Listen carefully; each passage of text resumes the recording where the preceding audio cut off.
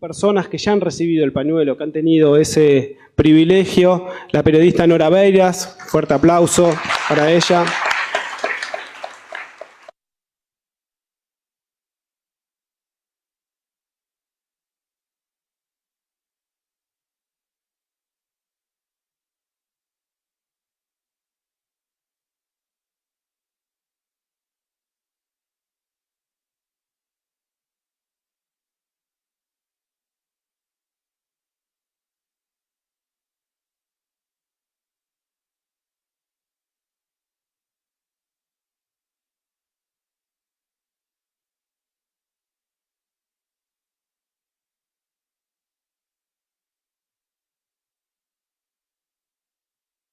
De compartirlo con una persona que tiene esta capacidad de que cuando piensa, de alguna manera nos está haciendo pensar a todos, y ese es el desafío también que tenemos en el día de hoy, pensar en todas sus dimensiones, ¿no? No solo pensar desde la cabeza, sino también como lo hace Alejandro, de los pies, en la acción, militando cotidianamente diversas cuestiones que tienen que ver con la cultura y con la comunicación.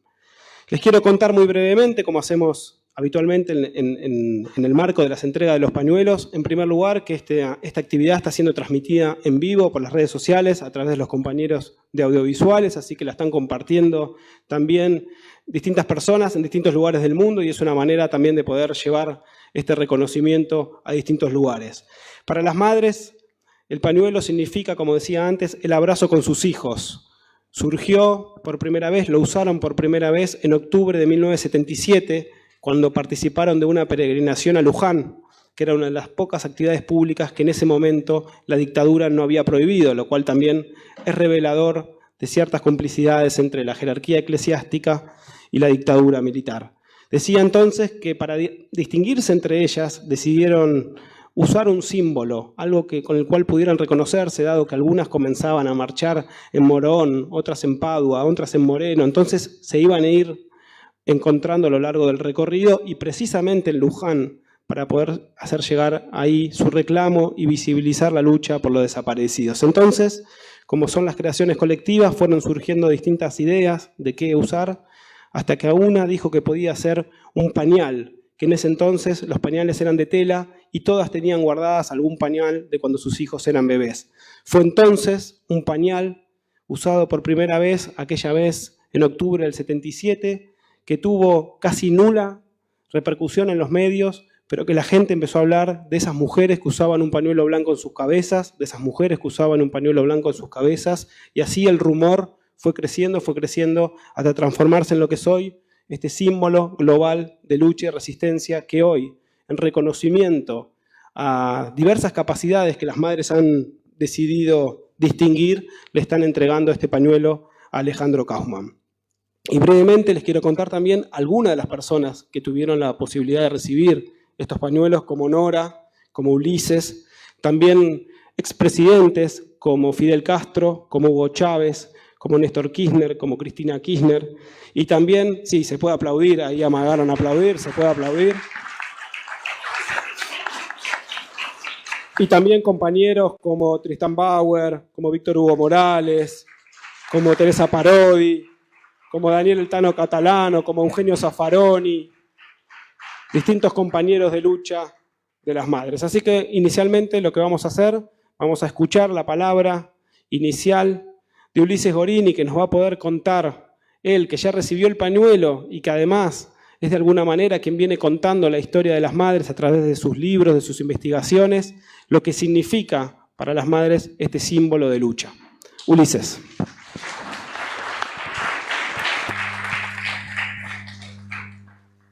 Bueno, gracias. ¿Se escucha ahí? ¿O está abierto? Sí. Hola, hola. Ahí está. Hola, hola.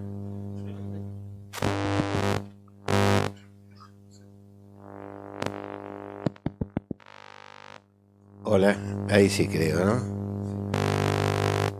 Bueno, en primer lugar, felicitar, por supuesto, a Alejandro por esta distinción, creo yo, muy merecida. muy sentida seguramente por él como por todos los que recibimos esto que seguramente para nosotros es la máxima distinción que podríamos recibir o esperar recibir. El pañuelo tiene una historia muy larga, una historia que lo va y lo fue cargando de significados diversos.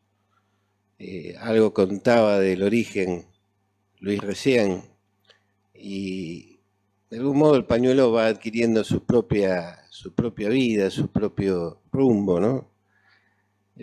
Recién hablando con Alejandro y las madres, creo que Porota decía, bueno, éramos no tantas las madres en relación a la cantidad de desaparecidos que hubo en la Argentina. No cualquier madre es una madre de Plaza de Mayo. Yo recuerdo hace ya 30 años de un episodio muy singular, ¿no? Era una semana de Pascua, en el año 88. Estábamos en medio de levantamientos militares que exigían amnistías, ya habían logrado bastante durante el gobierno de Alfonsín. Y en el norte del país, en un pueblo ahora bastante conocido que se llama Tilcara, un padre, un cura, le puso el pañuelo blanco de las madres a la Virgen Dolorosa de Tilcara. Un cura canadiense. Bueno, no vamos a discutir con él, pero... Además las nacionalidades, no Porota, que sos anarca. Yo creo que era canadiense, que se llamaba Eloy Roy. Y este padre que le pone el pañuelo de las madres a la Virgen Dolorosa de Tilcara, nada menos que el domingo de Ramos, provoca un cimbronazo en el pueblo, ¿no? Prácticamente medio pueblo a favor y otro mitad en contra. Decían los que estaban en contra que había cometido un sacrilegio, que había ofendido a la Virgen con ese símbolo, y por lo tanto pedían la renuncia y la expulsión del cura, ¿no? Recuerdo que, bueno, sin embargo, se comentaba que las mujeres de los pueblos originarios, sobre todo, eran las que habían respaldado al cura en esta actitud.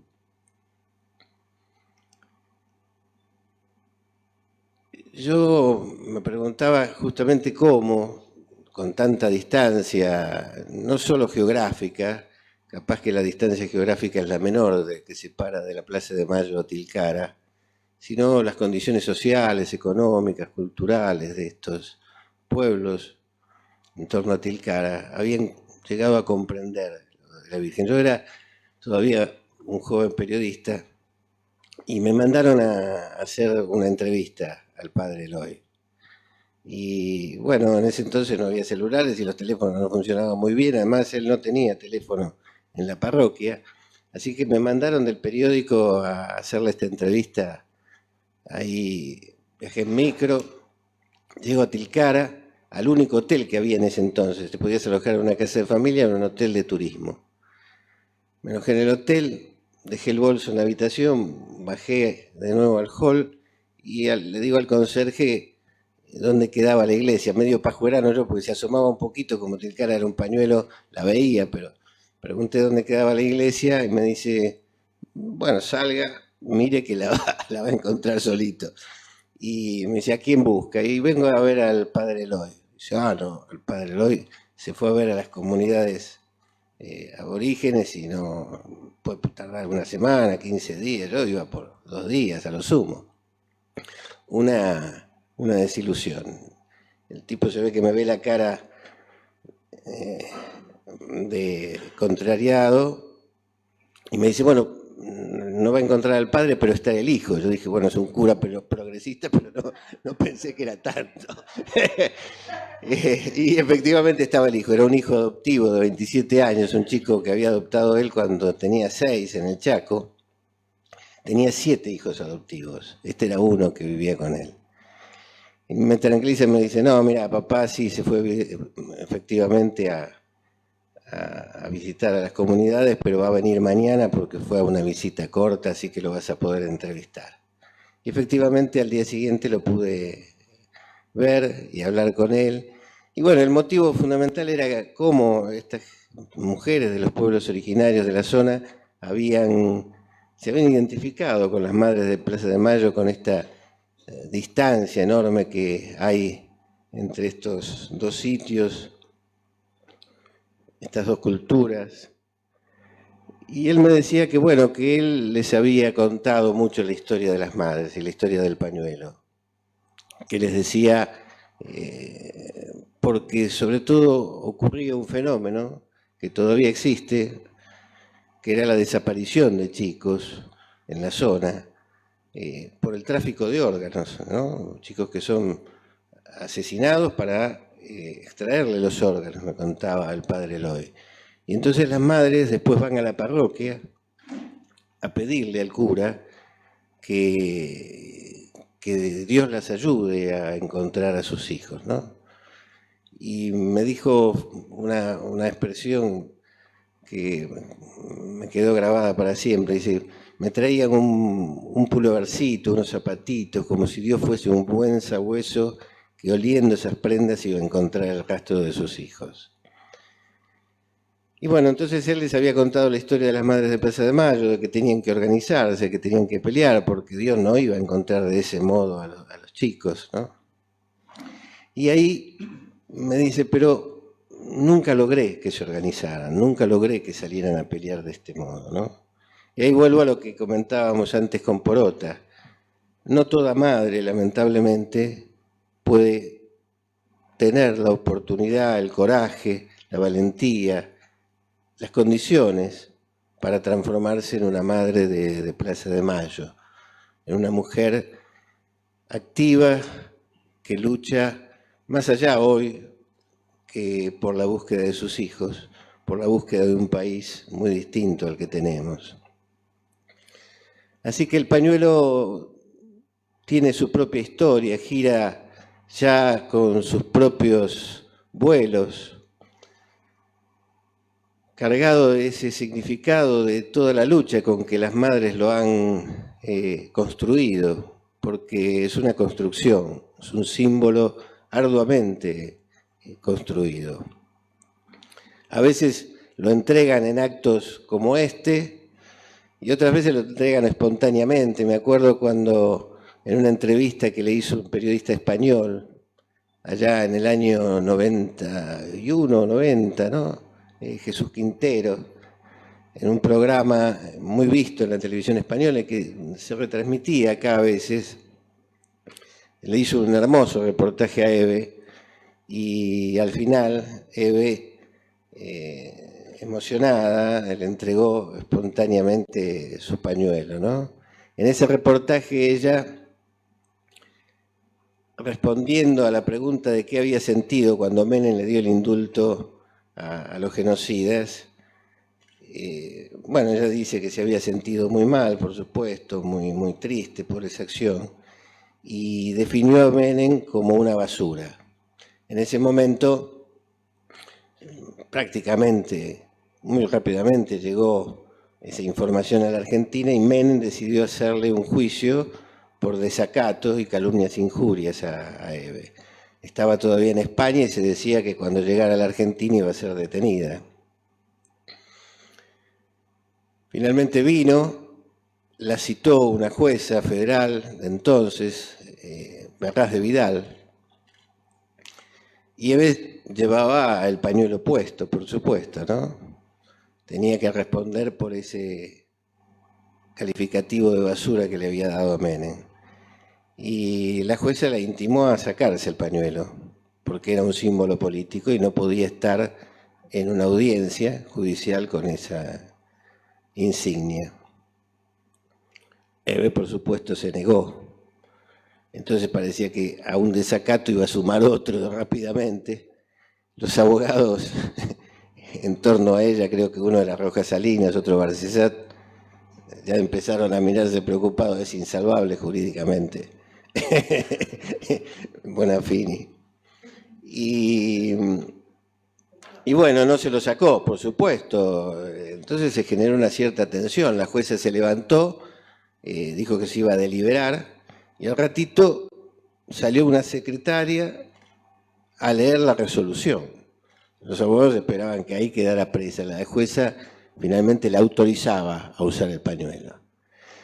Bueno, esos son algunos episodios del pañuelo de las madres y de las vueltas de este pañuelo extraordinario que tenemos para nosotros, para todos los luchadores, como la máxima insignia a la que podemos aspirar. Creo que lo dijimos cuando recibimos el pañuelo en su oportunidad, no lo recibimos como si fuera, por supuesto, ninguna propiedad. Quizás apenas un préstamo, ¿no? Un préstamo como se recibe un estandarte para llevarlo, para defenderlo, para hacer lo que hizo Eve cuando le intimaron a sacárselo, para hacer lo que hizo el padre Eloy Roy en su momento. Y bueno, este es el valor y el desafío de recibir el pañuelo de las madres, y seguramente Alejandro, que ya ha hecho mucho en el mismo sentido que las madres de Plaza de Mayo, se seguirá haciendo, seguramente con mucha más energía y mucho más estímulo a partir de esto. Así que bueno, los dejo ahora con Nora para seguir comentando en este hermoso acto al que recibimos a Alejandro.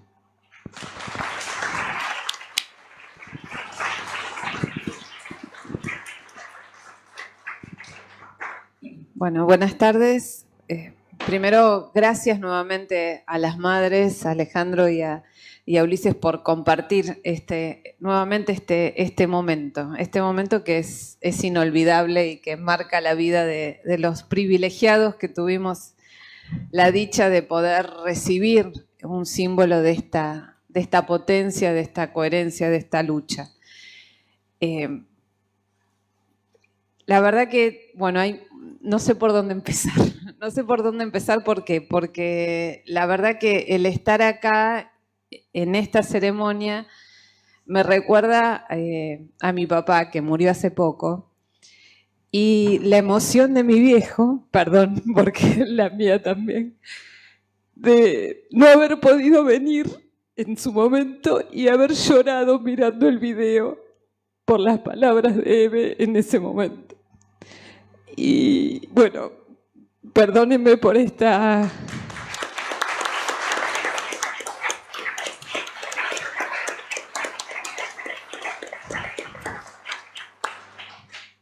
digresión personal, pero bueno, me resulta imposible soslayarla. Pero bueno, el privilegio, decía, y el privilegio y la sabiduría de las madres, la inteligencia de estas mujeres y el talento y la inteligencia y la lucidez de Alejandro, que hoy va a recibir este símbolo universal, que es el pañuelo blanco de las madres. Leyendo algunas entrevistas a Alejandro, porque bueno, la deformación profesional hace que uno quiera conocer más de aquella persona que va a tener la oportunidad de compartir un momento tan especial.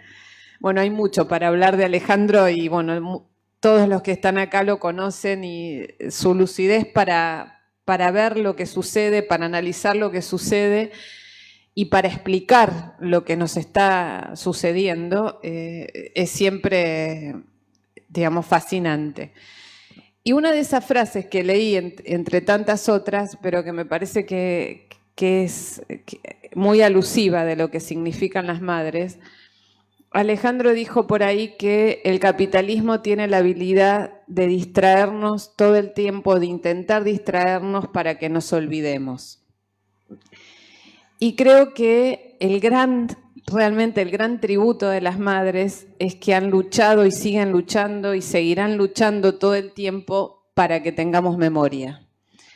Y me parece que nada se puede construir sin memoria, nada se puede construir sin ese aprendizaje que implica esta memoria de reivindicación sobre los valores que intentan construir una sociedad mejor.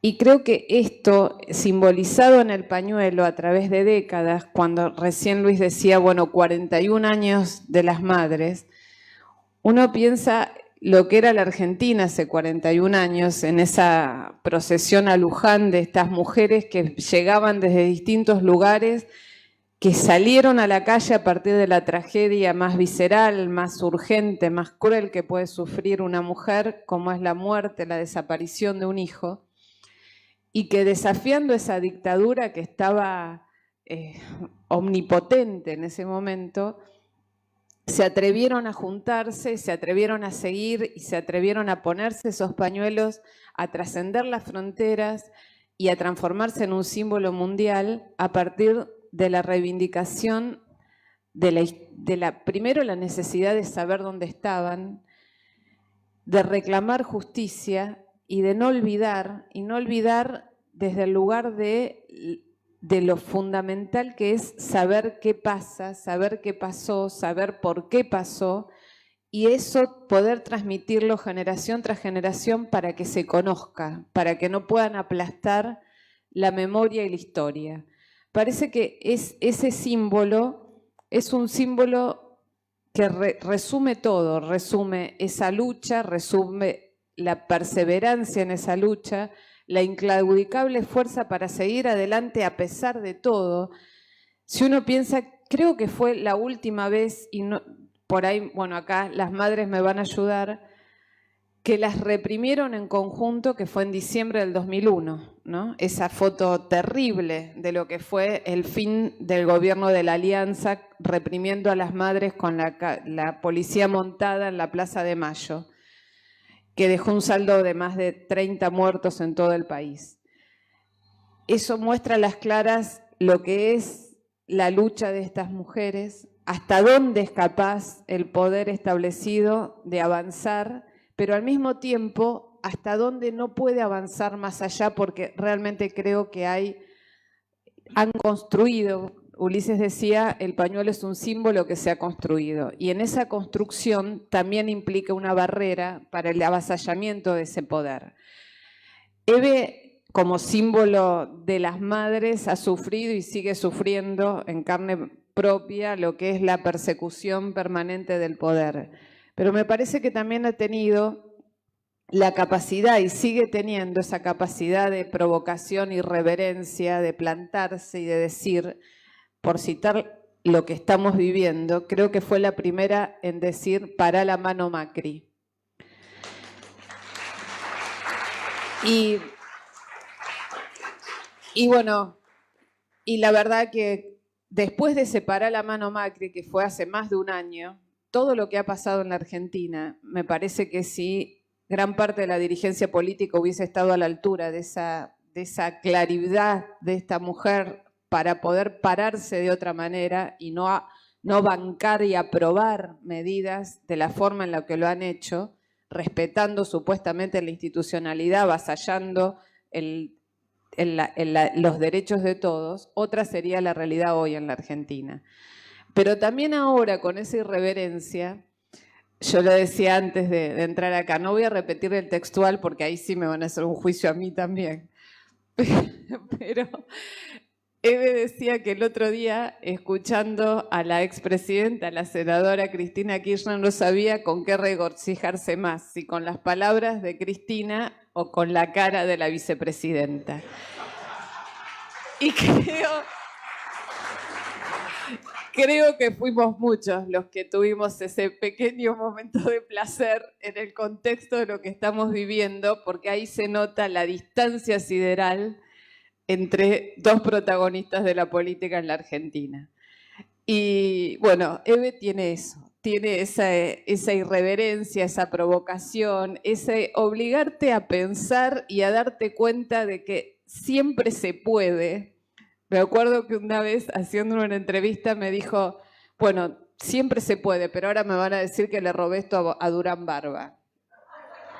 Y me dice, pero yo no tengo asesores de imagen. Vos decís, no tarea más imposible que ser asesor de imagen debe, creo que no existe en el mundo.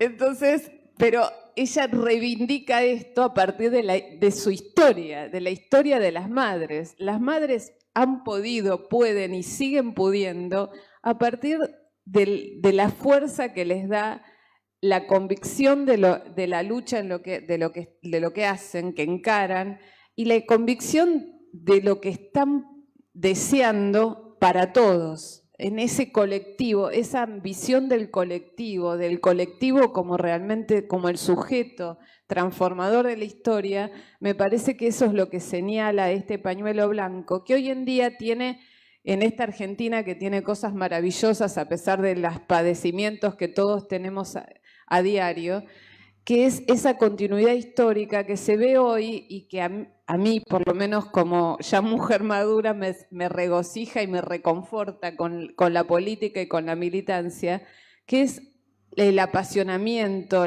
la entrega, la lucha de estas chicas que hoy en día llevan un pañuelo verde, pero llevan un pañuelo verde que nada surge de la nada. Esto demuestra una continuidad, una memoria histórica de esa entrega de mujeres que están dispuestas a defender sus derechos y a exigir por ellos. Entonces me parece que el pañuelo lo que representa es eso. El pañuelo blanco es un símbolo universal, las madres son el sustento de ese pañuelo. Nadie va a poder disputar ese lugar, nadie lo disputa ese lugar, pero ese símbolo se va resignificando también hoy en día con la lucha de otras mujeres que reclaman por los mismos y por nuevos derechos y porque realmente la sociedad puedan hacerse carne en la sociedad y en la política estos nuevos derechos. Y me parece que, bueno, eso es lo que más esperanza da en el futuro, a pesar de un presente que resulta oprobioso en muchos aspectos.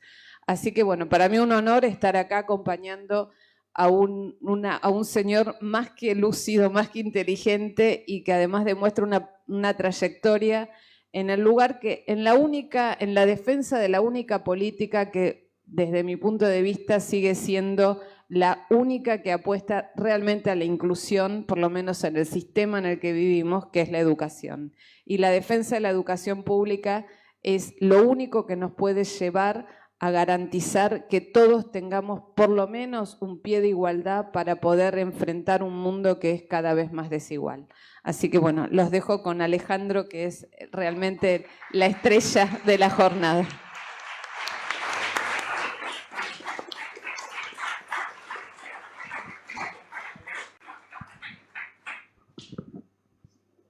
Bueno, mientras vamos a ir acomodando para que Eve pueda hablar, para que pueda brindar los argumentos de por qué las madres están hoy reconociendo a Alejandro, les cuento también que van llegando mensajes, saludos de Ushuaia, de Tucumán, de Córdoba.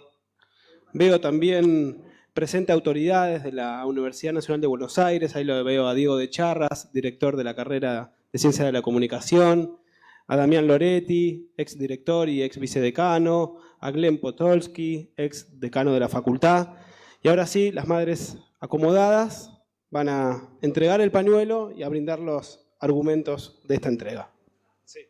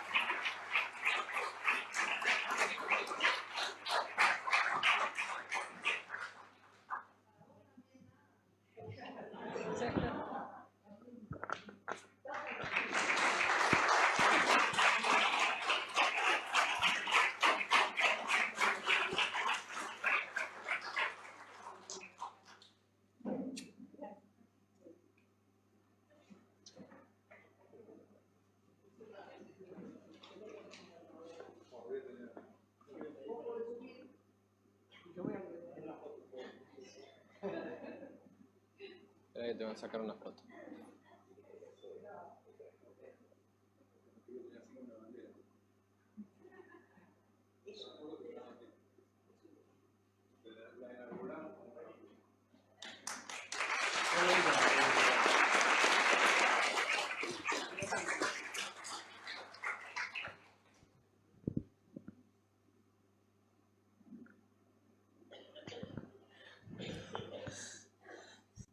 Bueno, alguna gente, algunos compañeros me preguntaron por qué a él. Siempre cuando uno va a entregar el pañuelo, mucha gente pregunta qué le vimos, qué le encontramos. Y a veces es muy difícil, porque yo una vez lo escuché en la radio y yo decía, este hombre sabe más de nosotros que nosotras mismas. Porque claro, cuando se analiza tan profundamente como analiza él toda la política y todo lo que pasa con la educación, a mí me surgía la imagen de... Yo siempre me bañé en Punta Lara, pero cuando fui la primera vez al mar y uno entra al mar se ve los pies, aunque esté en el agua. Y con él pasa así. Uno ve más abajo, aunque el agua le tape los pies. Vos estás creyendo que todo es así y él te lo muestra de un soplido y te lo pasa al otro lado. Y te hace pensar un montón. Entonces, son cualidades que no tiene cualquiera. Tiene una gran humildad. No es una persona conocida ni que anda atrás de los medios para que le saquen la foto. Tiene pasión por la investigación. Él investiga las palabras, las frases, lo que dice, dónde las pone. Yo me quería acordar alguna cosa de las que dijo él, pero como tengo miedo de meter la pata, no las voy a decir. Por las dudas no sea lo que yo entendí, ¿viste? Yo creo que lo entendí. Hace un rato dije, lo voy a decir. Y si no lo entendí, entonces para no equivocarme no lo voy a decir. Pero las madres tenemos eso. Tenemos la fuerza y el poder de elegir a quién. Y de poder elegir por qué. Y estamos orgullosas de que los compañeros, cuando le dimos a Ulises, no le queríamos decir. No le queríamos decir porque queríamos tomarlo de sorpresa, decirle casi sobre el momento, se lo dimos en la plaza. Y no sé si uno hace bien o hace mal a veces. Uno cree que lo sorprende y la sorpresa a veces uno quiere que venga. Y desde ese momento, y también a Fernández le hicimos lo mismo, nos pareció que había que anunciarlo y hacer esto que hacemos hoy acá. Una pequeña reunión, compañeros que hablen, que digan quién es el compañero, una copita de vino, una empanadita, porque todavía tenemos cosas para disfrutar. Es cierto que el pañuelo no solo es un símbolo. A veces los símbolos son muy estáticos. Uno piensa en un símbolo que siempre es muy rígido. Y el pañuelo no, el pañuelo tiene eso, ¿no? Es como un niño. Nosotros lo podemos abrazar y él nos abraza a nosotros. El pañuelo tiene una virtud. El pañuelo no se vende. El pañuelo nunca aceptó del enemigo un solo peso. Nunca aceptó el pañuelo que le pusieran precio a la vida de nuestros hijos. Socializar la maternidad es mostrar que cada uno de esos compañeros fue denunciado por las madres, aunque su familia no existiera más, porque muchas veces secuestraron toda la familia, porque la familia se fue al exterior. Las madres asumimos la responsabilidad de que todos sean nuestros hijos. Y no es poca cosa que un pañuelo represente a 30.000 desaparecidos. No es poca cosa que el pañuelo tenga tanta ternura, signifique tanta ternura.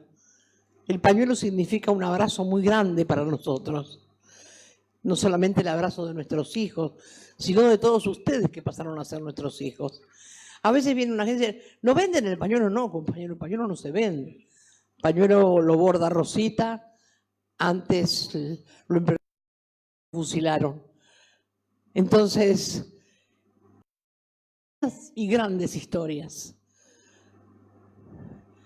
Las madres que en España la droga, no contra los que lo consumen, que hay pocas mujeres que se luchan, denunciarlos donde están, donde la compran, donde la venden, nos pidieron usar el pañuelo. Y también usaron el pañuelo, solo que ellas le pusieron color. No lo usaron blanco.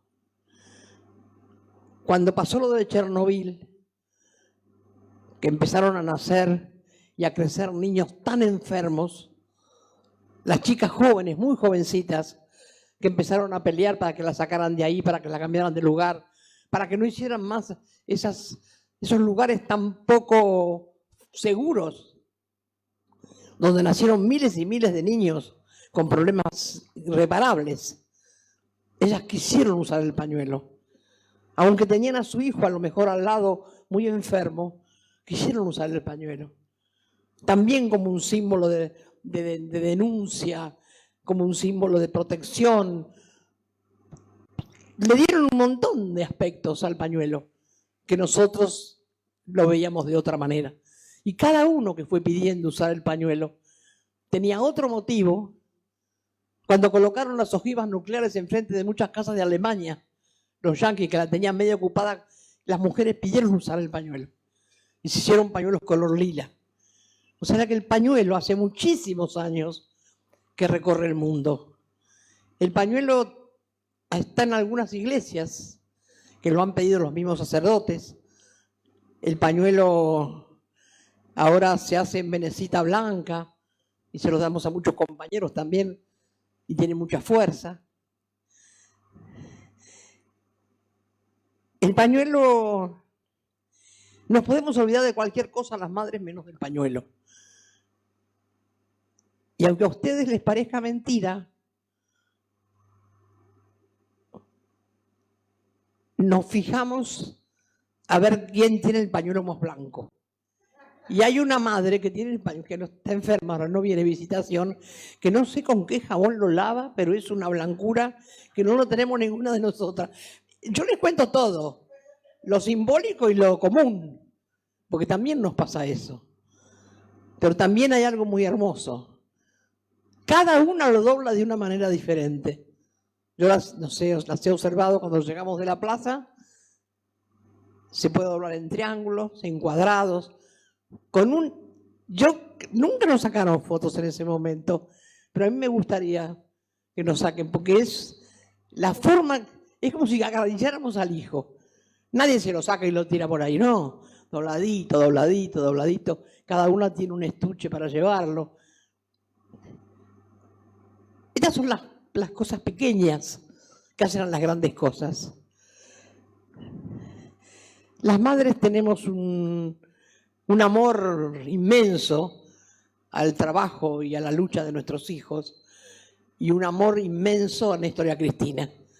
A Néstor porque fue el hombre que reconoció que era compañero de nuestros hijos. Y no cualquier político se jugó como se jugó Néstor para decir que estos eran sus compañeros. Y que nosotras éramos sus madres. Y también cuando le dimos el pañuelo a Néstor, nos sorprendió porque se lo dimos sin que él supiera arriba del escenario. El pañuelo cubrió el país cuando querían hacer el perdón para todos los asesinos. Le pedimos al mundo entero que mandara pañuelos firmados que dijeran cárcel a los asesinos. Y nos mandaron más de 1 millón de pañuelos de todo el mundo, que los pusimos en cañas, tacuaras, que fueron a buscar unos jóvenes al Tigre y las trajeron caminando desde Retiro hasta la Casa de las Madres. Y ahí los colocamos. Hicimos como barreras con los pañuelos. Y desfilamos algunas madres con la cantidad de pañuelos que habían venido de cada país en un cartel. Claro, eso no salía en los medios, Tenemos fotografías, por suerte, de las madres. Estamos haciendo 2 libros. Uno de los viajes, pero no es que las madres contamos los viajes, no. Está escrito desde el momento que hicimos el viaje, escribimos el viaje, fotografiamos el viaje, guardamos el viaje y armamos de cada viaje una historia que ahora va a estar en sus manos para fin de año. Hasta yo me asusto cuando leo todo lo que hacíamos en cada viaje. Compañeros, salimos al exterior a contarle al mundo qué pasaba.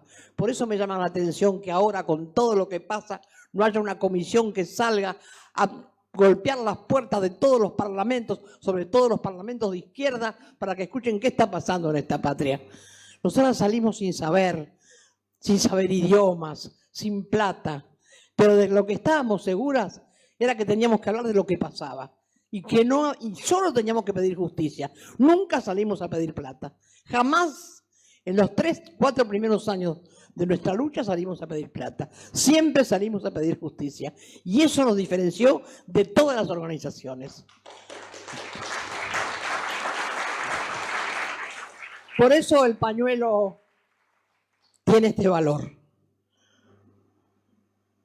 A veces estamos en un acto y cuando vamos a comer algo, por ahí, si es una comida, nos sacamos el pañuelo. Porque no vamos a comer con el pañuelo. Hay gente que nos va a buscar a la plaza el domingo. Dice, fui el domingo y no las encontré. No vivimos en Plaza de Mayo. Me encuentran en el supermercado y dicen, no, tenés puesto el pañuelo. No, en el supermercado no voy a usar el pañuelo. Bueno, ahora ya se acostumbraron. Así que, compañeros, el pañuelo tiene muchas historias. Podríamos hablar muchísimo.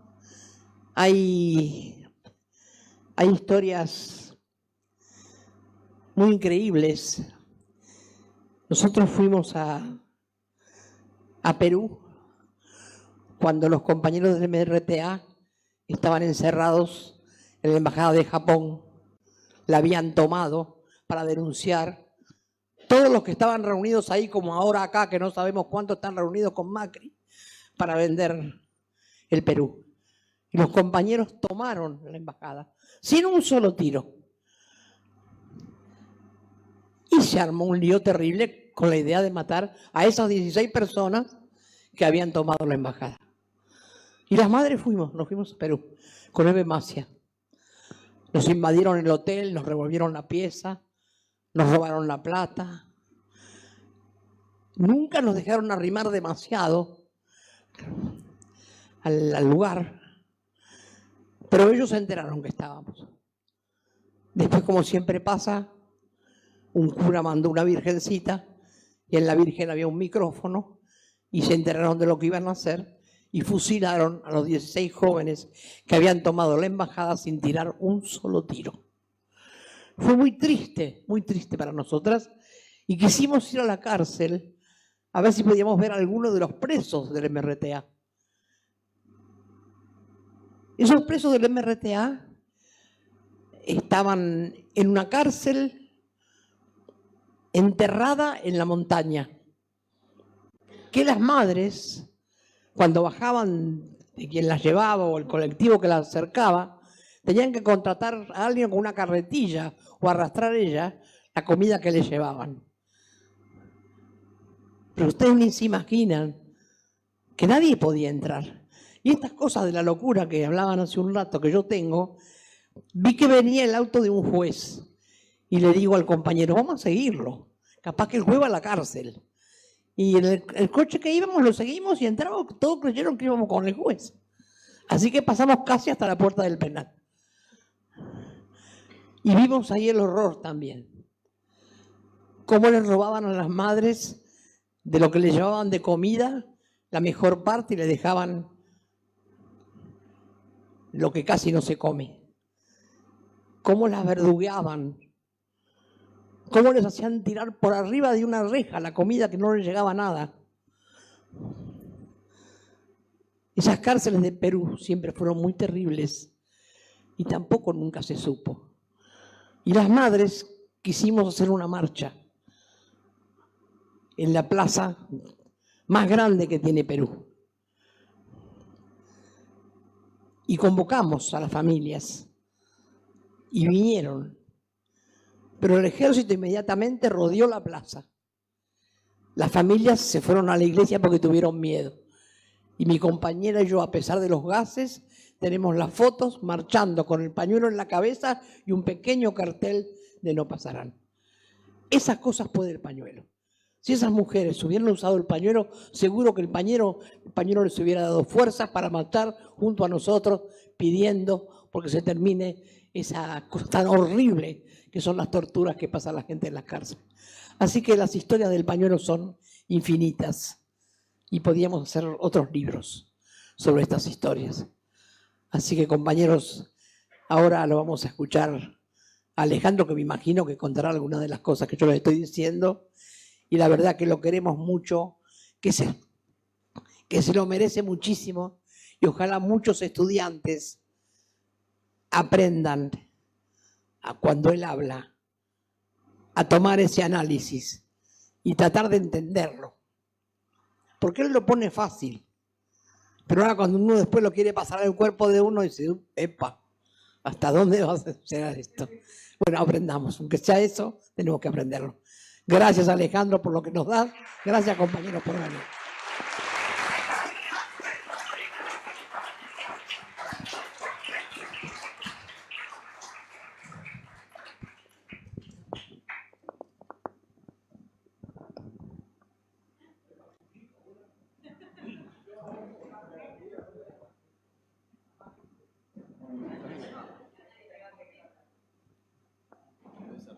No, acá está bien.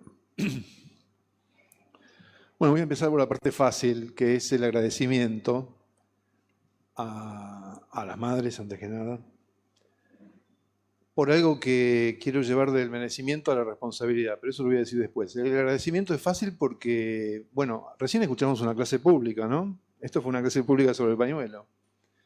Me daba cuenta cuando la escuchaba que hay mucho que discutir todavía sobre los pañuelos y que escribir y que pensar sobre esa cuestión, ¿no? Me parece que está pendiente y que es un gran avance esta clase que nos acaba de dar Eve. ¿Y cómo se dan las cosas, no? Porque hoy es el día número 19, si no me equivoco, de la huelga universitaria. Y en este momento está transcurriendo en la Plaza de Mayo. O sea que no estamos en otro lugar. Estamos en el mismo lugar. La Plaza de Mayo se continúa hasta acá, ¿no? Esto forma parte de la Plaza de Mayo. Así que estamos participando de las clases públicas, porque esto también se difunde, ¿no? Y escuchamos esa clase. Así que es fácil el agradecimiento porque los pasillos por los que caminamos, muchos de los que aquí estamos, tienen las baldosas. Venimos de los lugares donde están las baldosas, ¿no? Las universidades que fueron mencionadas tienen las baldosas. Son los lugares que resguardan las baldosas. Así que esa es la parte fácil. Este pañuelo no es mío ni me es concedido, sino que es a la universidad pública, a todos nosotros y nosotras que quiero decir esto, ¿no? La universidad es uno de los pocos lugares, habrá otros, pero tiene un privilegio en la Argentina, que es uno de los pocos lugares que está exento de los perpetradores y que para reconstituirse en la postdictadura tuvo que estar exenta de los perpetradores. Eso no quiere decir que sea perfecto ni que uno pueda garantizarlo hasta el último punto, pero está clarísimo que quien se manifieste o se descubra como perpetrador o cómplice de perpetradores o culpable no puede pasar por las aulas, ni de la universidad ni de la educación pública.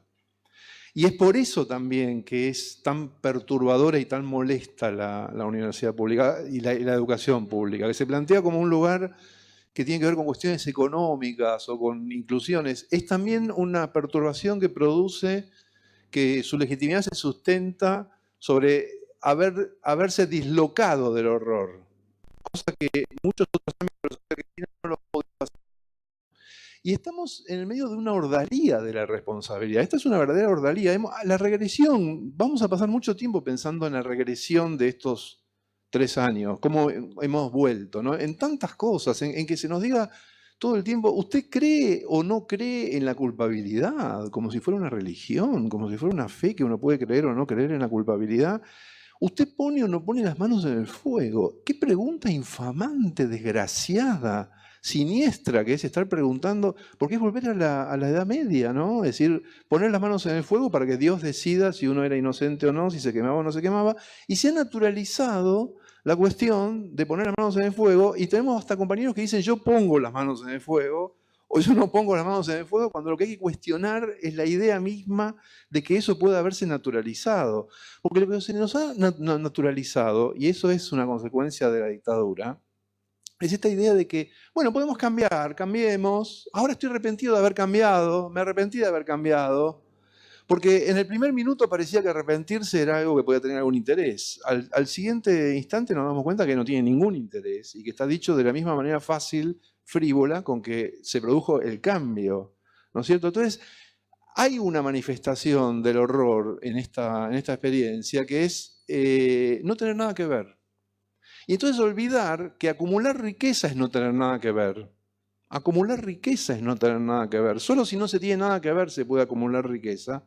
Y en la vida contemporánea convivimos con eso, pero no es algo maravilloso.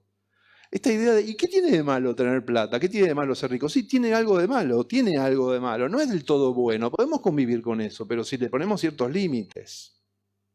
Y esa es la crisis que estamos viendo ahora, deviene completamente de esa cuestión. O sea, de haber perdido todo un giro que se produjo después de años tan intensos sobre la responsabilidad, de haber responsabilizado. Y cuando hablo de responsabilidad yo no hablo de inculpación, de imputación, no hablo del delito, no hablo de eso. Hablo de qué tiene uno para contestar cuando se lo interroga.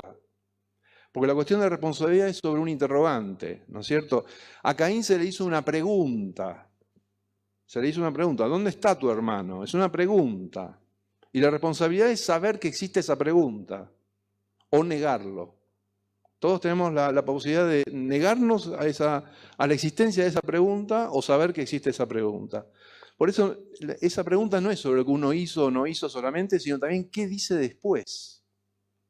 Ese es el momento confuso de responsabilidad.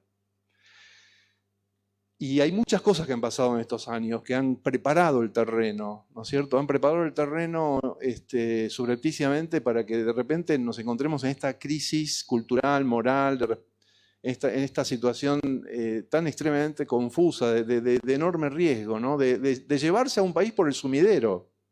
Es levantar la tapa como de la bañera y que se vaya todo por ahí, jugar toda una mesa de dinero, jugar un país entero en una mesa de dinero. Bueno, tenemos que ver en qué nos concierne todo esto, cómo podemos evitar que vuelva a ocurrir. ¿Cómo podemos evitar que vuelva a ocurrir una situación de tan extremadamente demencial como esta, que parece trivial? Por momentos uno duda, ¿no? ¿Y qué es lo que es tan terrible? La derecha democrática, ¿no? Hay una derecha democrática, hay una democracia, pero la democracia solo se constituye sobre las limitaciones a la acumulación de riqueza. Si la acumulación de riqueza no se limita, no se controla, no hay democracia, no es posible la democracia. El concepto de democracia no tiene absolutamente ningún sentido si no hay una construcción social de la convivencia en esos términos, ¿no es cierto?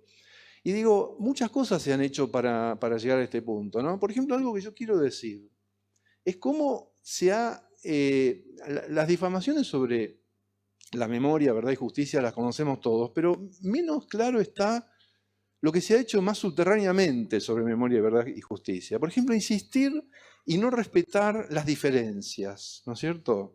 No respetar las diferencias. ¿Cómo conviven las diferencias en el campo de la memoria, la verdad y la justicia? Porque ahí hay un ejemplo de la democracia. El ejemplo de democracia no es solamente lo que cada una o cada uno hace, porque nuestro corazón está con las posiciones más radicales, ¿no? Pero hay otras posiciones, y todos lo sabemos, y hay una forma de convivir, y esa forma de convivir tenemos que terminar de entenderla colectivamente, que cuando alguien va a la plaza en un momento y otro va de otro momento, eso es una diferencia, no es una discordia, no es una rivalidad, no es una puja, no es una competencia, y tampoco es una disputa. No hay tal disputa. Esa es una palabra que hay que empezar a revisar. No hay tal disputa. Lo que hay heterogeneidad, hay diferencias que son muy importantes, que nos conmueven y que nos comprometen, pero que no desmienten una convivencia. hay una convivencia. La plaza es la misma y todos vamos a esa plaza y a lo mejor no coincidimos en muchísimas cosas y eso no es trivial. No es que cada uno pueda opinar lo que quiera y que no importa lo que cada uno... Nos importa profundamente lo que pensamos respecto de cada cuestión, pero de algún modo extraño, esto coincide en una lucha común, Y esto ha sido desvalorizado. Tan perturbador es también eso, también esa convivencia en la diferencia, es tan perturbadora que también tiene que ser difamada y también hay que convertirla como un artefacto sociológico sobre que hay una serie de diferencias y que pueden ser analizadas de un modo así, como en una clasificación, ¿no es cierto? Entonces eso también tenemos que luchar en ese sentido, ¿no es cierto? Sobre el reconocimiento de cómo este país se sostiene como país porque ha existido esta lucha y porque esta lucha se mantiene, porque hay un deseo loco, es un deseo loco, una locura de amor, porque este país siga siendo habitable, ¿no es cierto? Bueno, no quiero hablar mucho, me parece que dije lo que tengo que decir y solo puedo decir...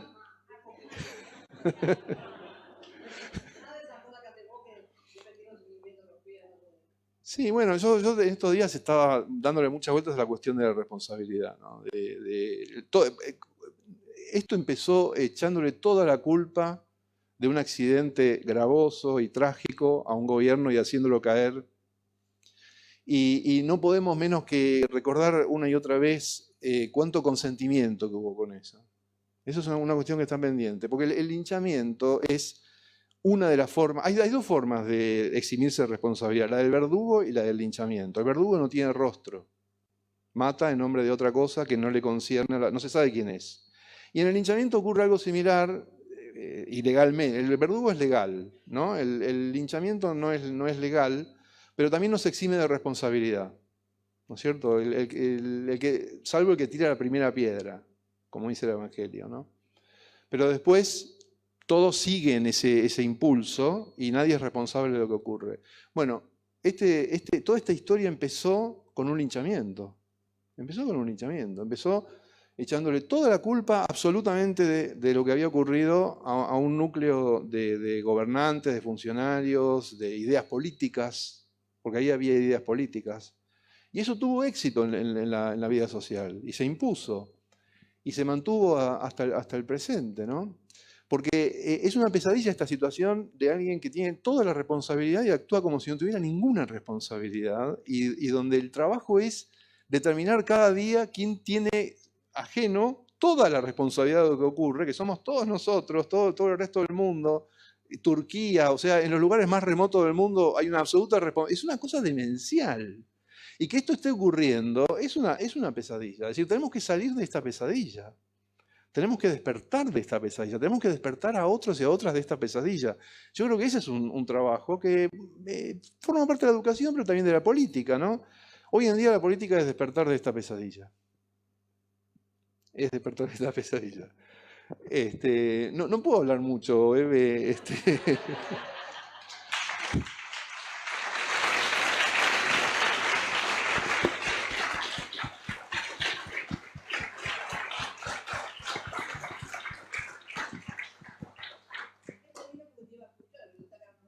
No, la gente vino por afecto, vino por acompañarnos, no sé si para escucharnos también puede ser.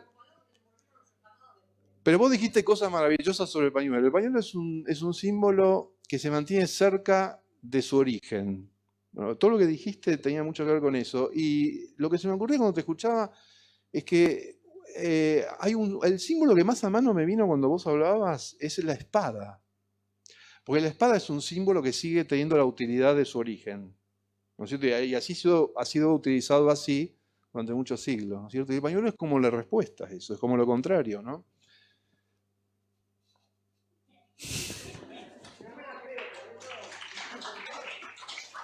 Pero es importante porque también uno de los grandes mensajes, yo se lo dije en la plaza el otro día, ¿no?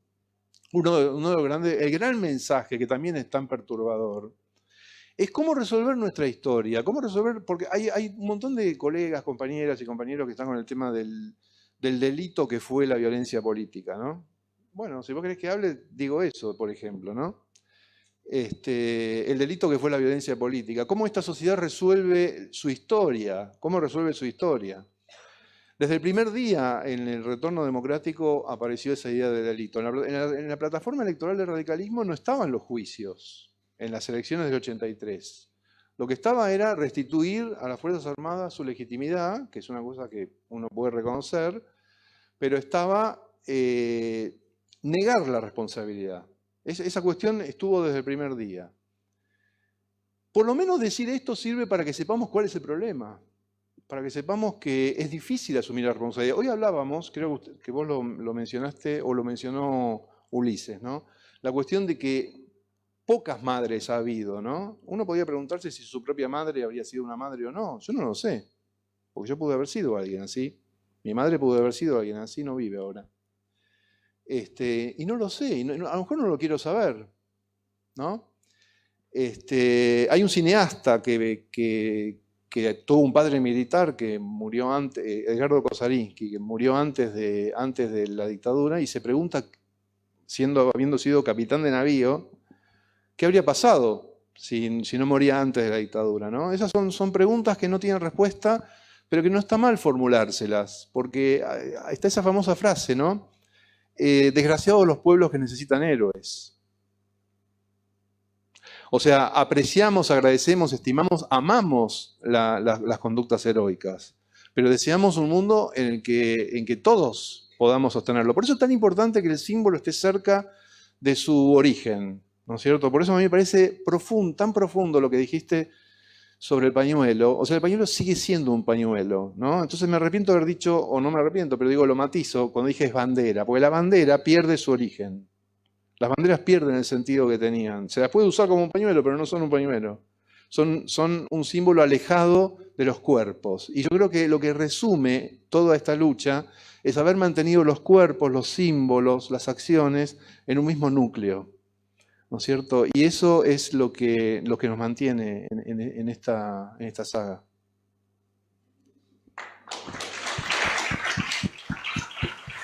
Gracias.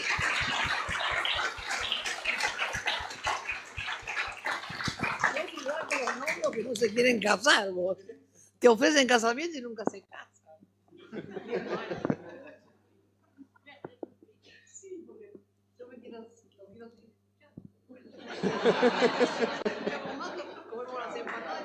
Vamos a comer las empanadas, ya va a haber oportunidad y gracias a todos por haber venido y gracias madres. Gracias madres.